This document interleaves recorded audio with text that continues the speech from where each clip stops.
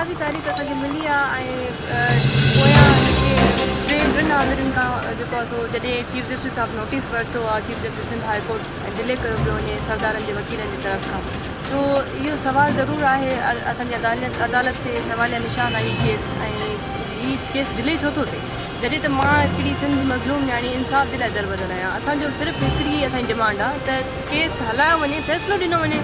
जल्दी केस हलण जो मतिलबु इहो त न आहे त मां चवां थी मुंहिंजे हक़ में फ़ैसिलो, छो त मां जॾहिं अचां थी मां सबूतनि सां गवाहनि सां गॾु अचां थी ऐं मां साबित करण जे लाइ तयारु आहियां। 3 सालनि खां मूं केस परसू कयो आहे, मूंखे हिननि जे ख़िलाफ़ु एविडेंसिस आहिनि, हीअ इन लाइ डिॼल आहिनि अदालतुनि खां डिॼनि पिया था त हिननि खे ख़बर आहे त असांखे जॾहिं केस हलंदो त असांखे सज़ा लॻंदी, छो त हिन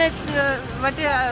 गवाह बि आहिनि, सबूत बि आहिनि, हीअ केस हलाइणु चाहे थी तॾहिं हुननि जी तरफ़ खां डिलीट कनि था। ऐं मुंहिंजो चीफ जस्टिस ऑफ पाकिस्तान खे चीफ जस्टिस हाई कोर्ट खे इहा रिक्वेस्ट आहे कि सर काइंडली हिन शइ ते नोटिस वठो त अदालतुनि में हीअ जेको आहे सो ईअं छो था कनि, जॾहिं अचनि था हीअ सेल्फियूं कढनि था, 100 माण्हू वठी था अचनि, असांखे थ्रेट कयो थो वञे। इवन असांजे लॉयर खे सरेआम थ्रेट कयो वियो आहे अंदरि जज साहिब जे साम्हूं त तव्हां ॿाहिरि निकिरो त तव्हांखे ॾिसंदा थी। इहे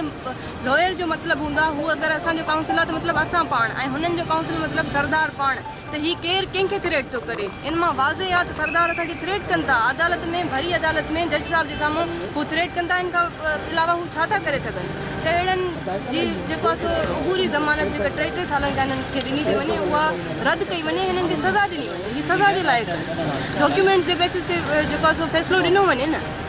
अॼोकी ॿुधणी छो मुलतवी थी आहे? अॼु हुननि जो कोई पर्सनल ग्राउंड हुयो, हुन ते जेको आहे सो मुलतवी थी आहे। अॼु सरदारनि जे तरफ़ खां हुननि जे लॉयर जो कोई ग्राउंड हुयो, हुन ते जेको आहे सो